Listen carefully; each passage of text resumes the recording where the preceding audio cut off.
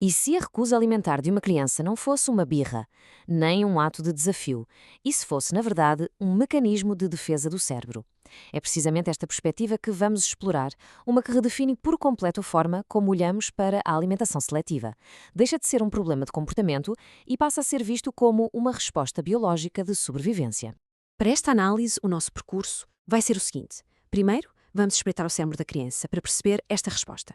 Depois, analisamos o papel, que é absolutamente crucial, do adulto. E, claro, a parte mais prática. Vamos apresentar um protocolo neuroemocional com 5 passos concretos.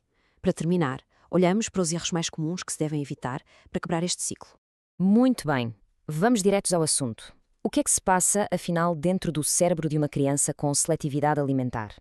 A resposta está num instinto de proteção que é potentíssimo. Esta é a pergunta que muda tudo. Aquela recusa à mesa, que tantas vezes é lida como teimosia ou capricho, pode, na realidade, ser uma resposta completamente automática e involuntária a uma ameaça que o cérebro sente que é real. A definição que temos de reter é mesmo esta. A seletividade alimentar não é uma coisa com que se nasce. Pelo contrário, é uma resposta que foi aprendida. É como se fosse uma memória emocional de proteção que o cérebro cria para evitar algum tipo de desconforto ou perigo, seja ele real ou apenas imaginado. Ok, então o que é que dispara esta defesa toda? Bem, os gatilhos podem ser muitos e profundos. Pode ser uma questão de hipersensibilidade, em que uma certa textura é genuinamente insuportável para aquela criança, ou se calhar uma memória de um engasgo antigo, ou até mesmo a ansiedade que se começa a instalar só de pensar que a hora da refeição está a chegar. O ponto fundamental aqui é este. Isto não é uma escolha, é uma reação neurológica. E isto leva-nos, inevitavelmente, a uma peça-chave deste puzzle: o adulto. Porque se o cérebro da criança está em modo defesa, quem é que pode dar o sinal de que o ambiente é seguro? A resposta está naquilo que se chama corregulação emocional. Este conceito é absolutamente crucial. O cérebro de uma criança ainda não tem a maturidade para se acalmar sozinho perante o stress. Ele precisa de pistas e procuras no adulto de referência. O adulto funciona quase como um espelho. O estado emocional do adulto é o que vai ditar o ambiente da refeição. E a diferença é da noite para o dia. Pensemos nisto.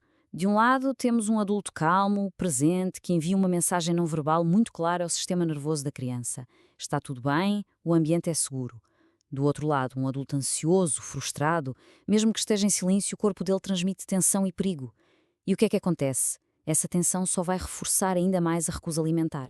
E como é que a criança capta estes sinais todos? É através de uma leitura contínua, quase sempre inconsciente. O cérebro infantil é extremamente sensível a microexpressões, ao tom de voz, à postura corporal e, acreditem, a ciência mostra que o stress chega a alterar a composição química do nosso suor, algo que uma criança com os sentidos mais apurados pode perfeitamente perceber, associando a refeição a um cheiro de perigo. Então, como é que se quebra este ciclo? A solução passa por um plano estruturado e, acima de tudo, empático. Um protocolo que não se foca na comida em si, mas sim na sensação de segurança. Este é o ponto de viragem. A meta muda completamente. Deixa de ser comer a todo o custo e passa a ser sentir segurança a todo o momento. É uma mudança de paradigma enorme que permite que o cérebro da criança baixe as suas defesas e, aos poucos, comece a reaprender a relação com a comida. Vamos então à parte prática, ao guia. Esta abordagem, que tem por base o trabalho de Janira Montalvão da Luz, apresenta um caminho muito claro para se reconstruir essa tal ligação positiva com a alimentação. O protocolo começa, e isto não é surpresa nenhuma, pelo adulto. Primeiro passo, autorregulação. O adulto tem de conseguir ser a base segura. De seguida, o passo 2, investigar a história alimentar da criança. O que aconteceu no passado?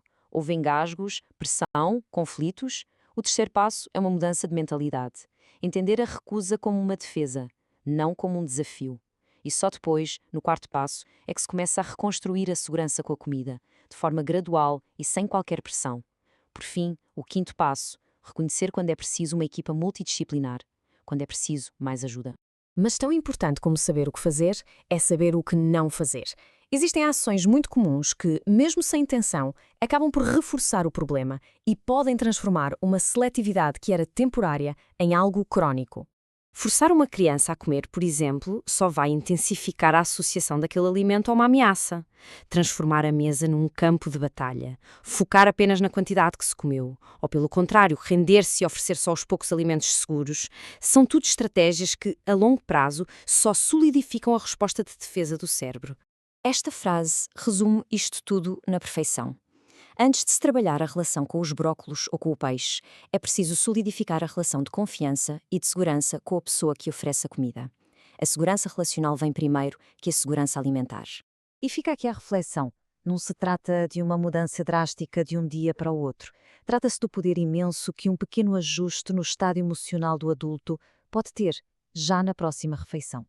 A transformação começa, sem dúvida, na calma.